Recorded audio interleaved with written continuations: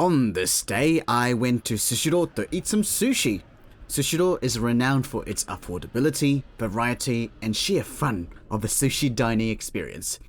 It's a kaiten-zushi, or conveyor belt sushi restaurant, which means you get to watch plates of delicious sushi glide by as you pick and choose your favorites. However, an incident occurred in January, which we call it Sushiro incident or Sushiro pero incident. Basically, a high schooler decided to lick various things and posted online, which led to a huge defamation case. From then onwards, no more sushi on the conveyor belt, so you have to order each one. Now, this place was really loud.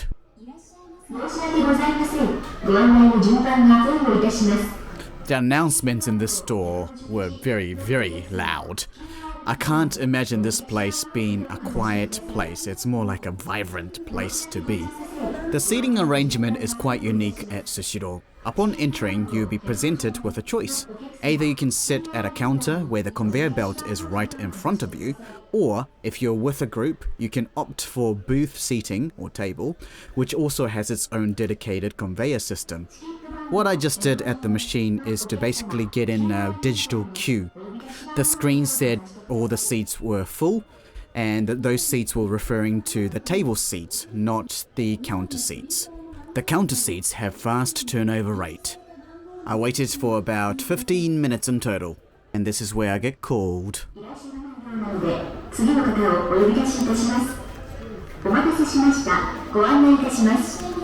I saw the number on the screen, hence why I decided to stand up. The sheet that I got at the start has a QR code, so I'm putting the QR code in right now. And another sheet came out with the table number. So I headed towards table number 37.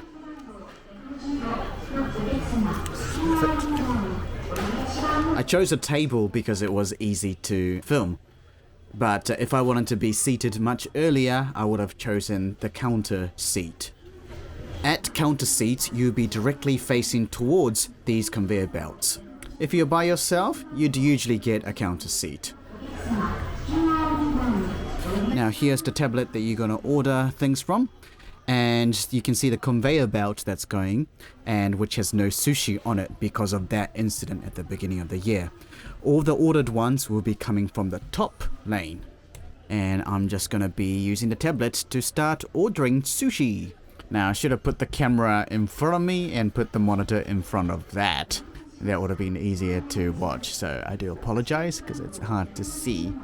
There are 6 options: limited time items, discounted plates, nigiri, gunkan, soup or miso soup like, sides and takeaways.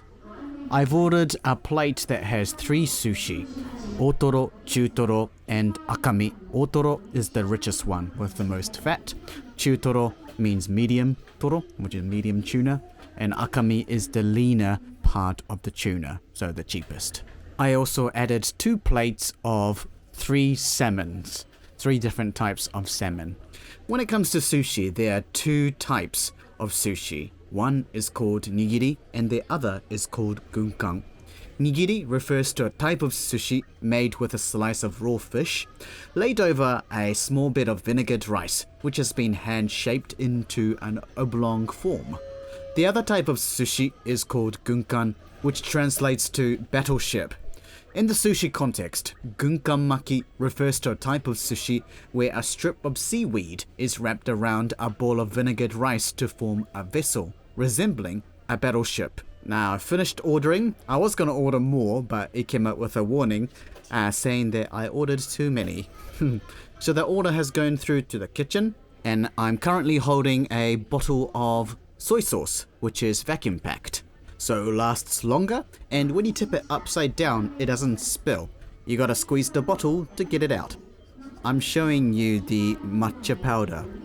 Basically, you take a very small spoonful of matcha powder, and you mix it up with hot water. And there's a cup provided above, and that's how you make your green tea. Across many eateries, tables are usually prepped with a variety of condiments, tea, and even water stations. These aren't just for convenience. It's a manifestation of Japan's deep-rooted sense of trust and mutual respect.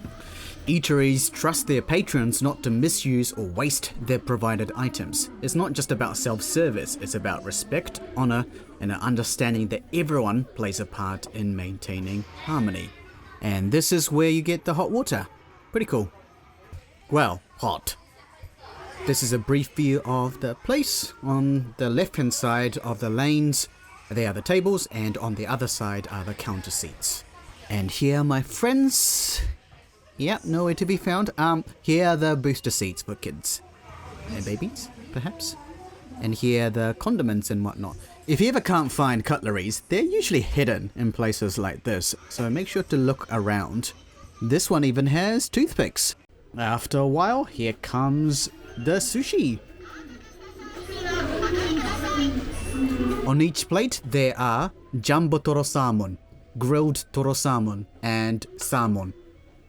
Do note here that while toro is most commonly associated with tuna, in these items it's used to describe a fatty cut of salmon.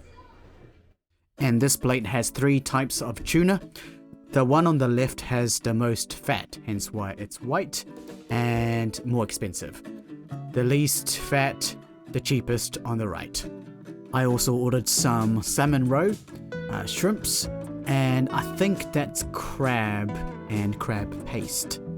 Notice that these are gunkan maki, meaning that the seaweed is wrapped around the sushi, making it look like a battleship. This one's simple, but I love it. Some octopus. And here are the basic prices of each plate, yellow being the least expensive and black being the most expensive. Now, before the incident in January, you would have all these plates stacked at the end. A clerk will come and scan all the plates and they give you the total. But because of the incident, there are no plates from the conveyor belt at the bottom, which rotates round with all these random sushi. Instead, we simply order everything through the tablet. Therefore, there's literally no need for a clerk to count the plates. I guess this was put in place for COVID as well. Who knows? Here is the correct way, or my way, to put the soy sauce. So get a plate, and this time I just used a plate of a sushi. Put some soy sauce, don't put too much, and add a bit of the wasabi on the side, not mixed with the soy sauce.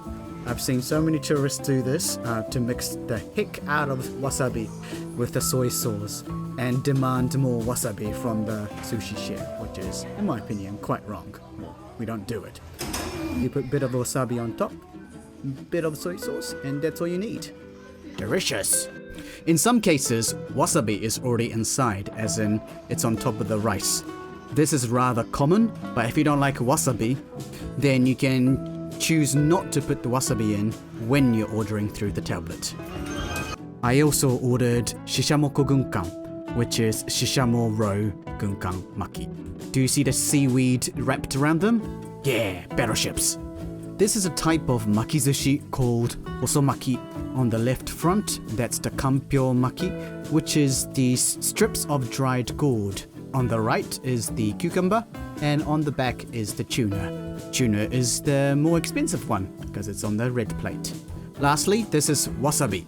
Most of us have only tasted Western wasabi, which is kind of a green colorized horseradish. The real wasabi is expensive, and it requires certain region and certain way to produce it. So, even though this says it uses real wasabi, I doubt it uses much at all, because it is cost ineffective. And a chain store like Sushiro needs to be cost effective. Anywho, I finished my meal. 2 black plates, 7 red plates, and 3 yellow plates. Yes, I need to do a lot of exercise after this. Now that I'm done, I'm going to use the tablet to get the bill.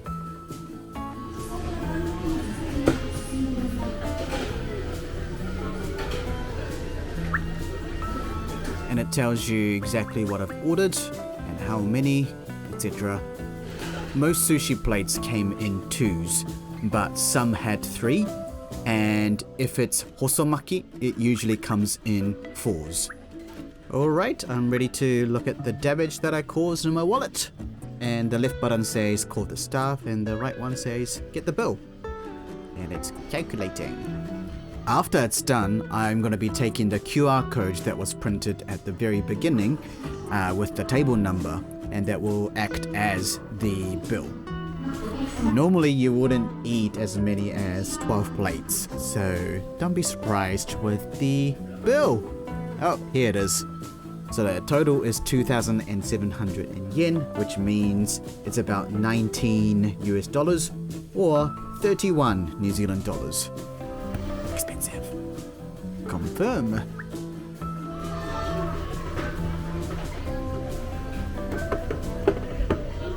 Whilst I'm taking my time to get ready, there are a few things I would like to mention.